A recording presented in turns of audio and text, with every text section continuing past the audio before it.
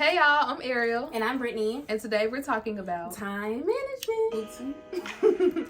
So, undoubtedly, you're going to have to deal with managing your time with your life, your social life, and grad school. And so we have 4 tips for you for managing grad school and managing your time. So, tip number 1, and this is like something that I do every single week, without a doubt. I would not be able to function without it, is schedule your week out intentionally. Use a planner and or a calendar. Me, I'm a Google Calendar girly. My Google Calendar is color-coded. It has all my calendars for all the different parts of my life, and I think about what I have to do for each class. So I take the syllabus and I plan out, like, these are the big assignments that are due, these are the due dates, these are the readings, these are this is the time slot in which I'm going to do them, and that sort of thing. And then I take my personal life and I plug those things in, like, okay, these are events I need to go to, this is like when I need to spend time with my niece, this is all those things. I plug those things in.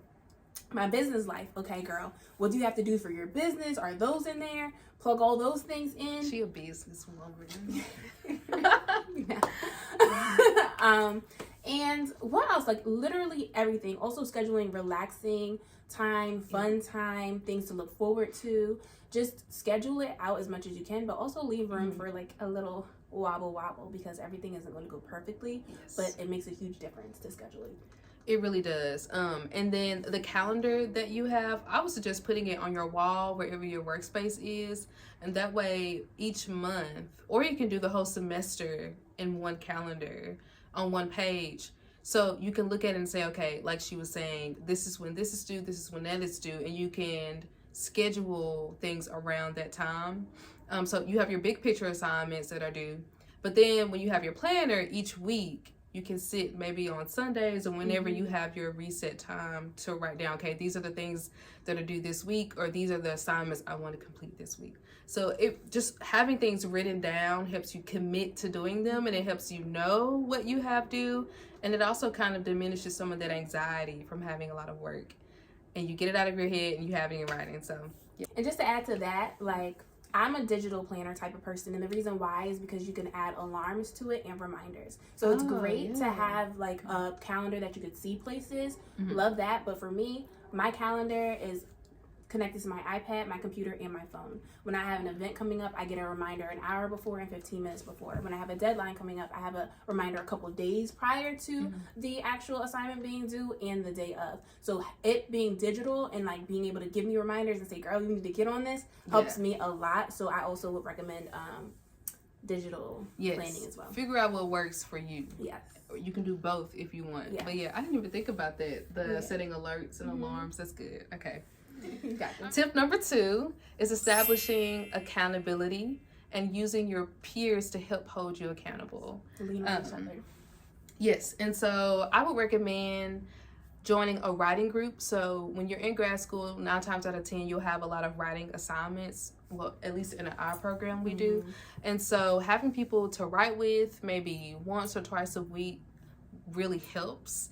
So, for example, Brittany and I, if we write together or if we do work together in general, we have what we call power hours. So we're on and off. So we'll do an hour of straight work. We don't really talk to each other. We just stay focused. We do whatever task that we've assigned to that hour. And then maybe we'll take 15 minutes of rest. And get into the tea. Like, girl, did you watch that? Did you see this on Instagram?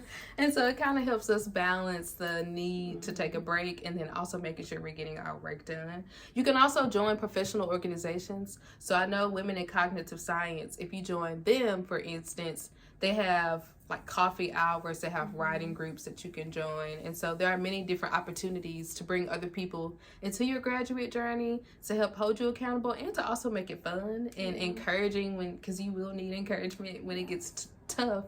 So yes, establishing accountability. Back off that, just a few other networks that they're out there. The Black PhD Network, you can find them on Instagram or on their website. They also have something similar. We'll link it below. Yes, we'll link it below. And then Cohort Sisters as well. That's a great community to get in.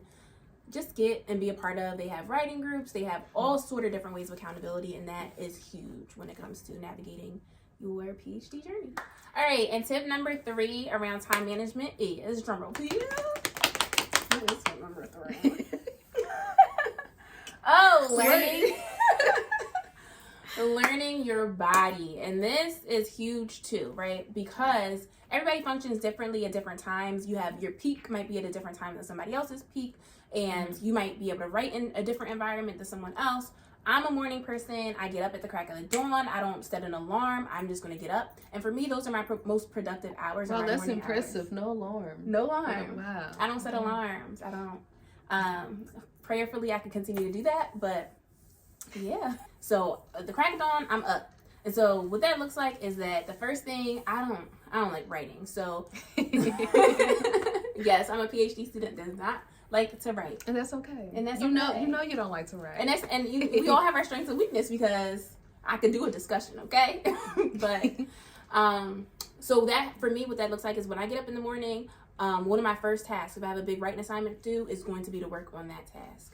I'm going to work on that task. And then for readings, I love reading, especially interesting articles. I don't have to schedule that early. I could do that in 2 o'clock, 3 o'clock, any time of day. Yeah. But what's important for me in scheduling reading time is setting. So like, I know I can't read in a setting that has a lot of people moving around, because I'm just going to get distracted. So I need a little more of a quiet space to make sure that I'm reading. So just learn your body in that sense. Also pay attention to your productivity hours, when you get drowsy, when you get hungry.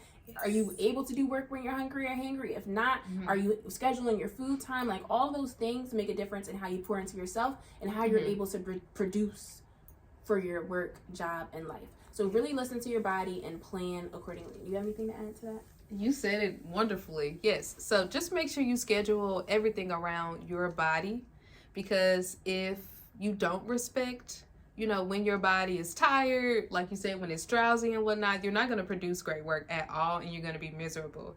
So yes, learn, your waking hours. Are you a night owl? Are you a morning person? When do you like to eat? When do you like to work out?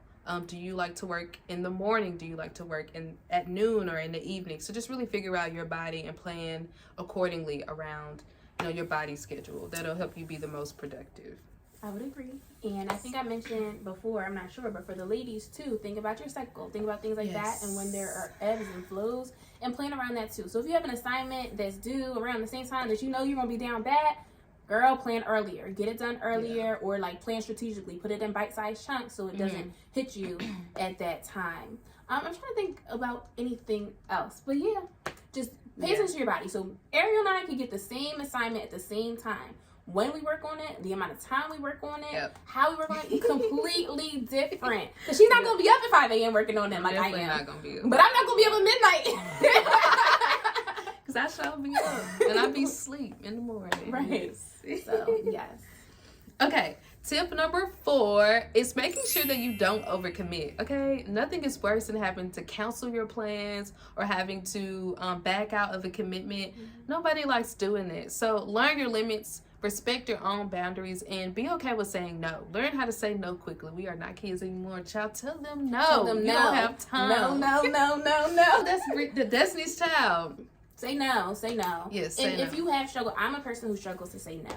I struggle with overcommitment. So if you do have struggles with that, here are a few phrases or tips that you can use. You can say, let me check my calendar and get back to you. You can say, I'm not sure if I have capacity for that. Let me circle back with you once I check. You can say, I'm not sure. Like, just literally say, I don't know right now. Thanks for the offer. Thanks for the opportunity. But every opportunity, even if it's a great opportunity, isn't one that you need to be a part of. So just prioritize if you need to, and lean into saying no or not yet, or I'm not sure, let me come back to you. Yes. Which will give you more freedom to be like, actually, I can't. Yes, that's the quickest way to run yourself rugged and burn out, by overcommitting. Because usually at the beginning of the semester, we have all this energy that we've got from break.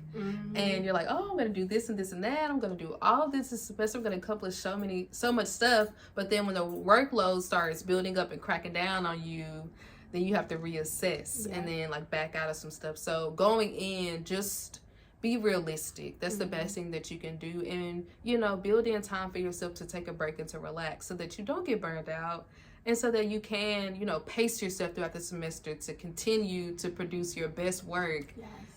So this will go all the way into your career. So start building healthy habits now. And that's the biggest thing. I think with time management, we just hit on 4 different points that are going to be essential to helping you through it. And we can go into these in more detail in the future, things like that. But these are life habits. These are skills that you want to develop for your entire life. committing to a schedule and planning things out, you need that for your life, for grad school, to raise a family, to do all of those them things. kids. Ooh, them kids. She keeps talking about kids, y'all. I don't know. Then we talked about what was the second one? Listening to your body, or it was something before that. Girl, listen to your body, not overcommit. Accountability. Accountability partners, y'all. Yes. Community is huge. Huge. I have accountability partner that's like my life accountability partner. She keeps me accountable for everything. Yes. But then also, you know, as you navigate the grad school process, find somebody who's in your cohort, who's in your major, who's in the same class as you. They can hold you accountable for different things in different ways, especially if y'all are working on the same things at the same time. Yes. Or if you're not, share. Like, hey, this is what I'm working on today. What you working on? Yes. And then get that done. But that is it. That's all. So yes, thanks for watching our video. If you have any more time management tips that work for you, please drop them in the comments below. We hope that you found our tips useful, and going into this semester, we hope that you can implement at least one of them, or hopefully all of them, girl. Yes, okay? all of them. Yeah, so stay tuned for more videos. We'll be uploading more. So, yeah, thanks again for the support. We'll see y'all later. Bye.